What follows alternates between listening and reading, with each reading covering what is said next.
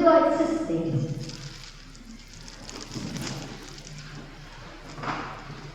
Well, 2 opportunities passed me by last week and I'm still kicking myself about them.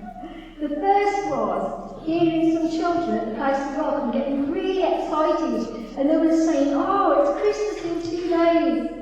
And it made me smile for a moment until the mum asked me with desperation in her eyes if we had any donated toys today. And we didn't. And all our usual places that we would go to for toys and resources, if we didn't have them, were closed. And it was really hard to look them in the eye and disappoint them to their children's background, excited squeals going on. "It's Christmas in 2 days." I haven't got anything, sorry. And I thought about them as I was watching my granddaughter opening her presents on Christmas Day and in the morning. And I thought of those 2 children. And then on Christmas Day, I was driving past some shops and I saw a young homeless man. And he was wrapped in a heap of blankets and he was sat by a shop door as people were walking past him. And I thought about the meal that was happening later for the homeless and the people on their own. And I thought to myself that if he was still there on the way back, I would stop and see if I could help. And in an ideal world, I would have liked to have brought him over to church for some food. But on the way back, I forgot. Forgot to look, forgot to look. Out of sight, out of mind. Until I sat down to eat my Christmas dinner. Then I remembered him. And then I remembered the verse that we've heard today. "Truly I tell you, just as you did not do it to one of the least of these, you did not do it to me." Instead, I prayed, because that's all that I could do.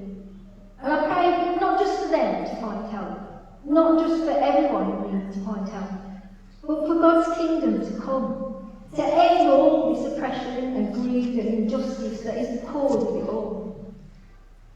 And we are waiting on the fullness of Jesus' reign to come, as promised, by the fulfilment of the prophecy that hasn't yet been completed. We know that there shouldn't be people hungry and cold and displaced and forgotten. And God tells us that this is not how things are supposed to go. God gives us a better way. But although prayer reaches into the heavenly places, it can only make a difference here on earth if there is someone ready to be open to the Holy Spirit working through them to be an answer to that prayer. And one day, even death will be no more. Mourning and crying and pain will be no more. For the first things will have passed away. And on earth we are still living the first things.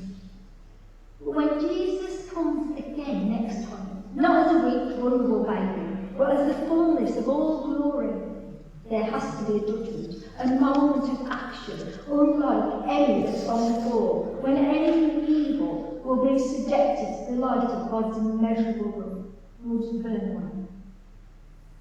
In Matthew's Gospel, Jesus speaks to people on his right, a symbol of righteousness, as being the ones who responded to need and will have eternal life. And on the people on his left, a symbol of unrighteousness, as being the ones who did not respond to need and will be punished. The things left for refining by judgment are those involved in creating and maintaining systemic greed and injustice, the sinful ways of this world's power. Times are hard for everyone except for the very wealthy. In Ecclesiastes, in verse 13, we heard it is God's gift that all should eat, drink, and take pleasure in all their toil, in all the things that they do. God's gift. But if we haven't got that gift yet, because it was taken from us, or we were never given it in the first place, God is working it out and has worked it out through Jesus. And we, as humanity, human, the same as God, became in Jesus. We need to do our bit too.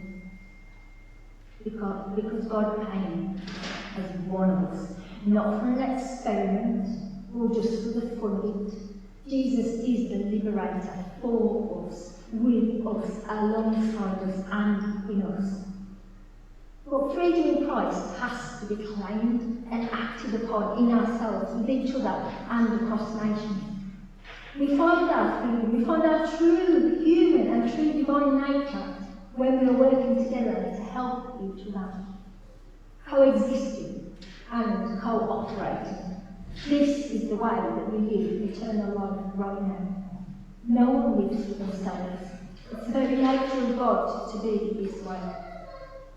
One day we will be gathered before God in a new holy blend of earth and heaven, and everywhere will be where we call home. And everyone will be for each other, and everything will be given freely, because all that exists will be in the love of Christ, and the only love that will exist will be to love. In the reading from Ecclesiastes, there's a list of things to be done that have their own best time for doing them. And it's often a reading that's read at funerals and sometimes at weddings. We all move through those times, those seasons of life, personally, individually, as a church, as countries, societies, and as a whole world. What time, what season is it for you? What season is it for us? What time is it for the world? As a whole world, it feels like a time to break down the greedy, the abusers of power, and build up the disadvantaged. It feels like a time for seeking justice and losing the fear of the hold of the oppressor. It feels like a time to tear down systems that aren't fit for purpose, and sow new ways of living together. It feels like a time to speak, a time to love, and a time for peace. It feels like a time for the old order of things, the first things to pass away, for God's eternity to fully burst in, through Jesus, through you, through me, through us all. Let's pray.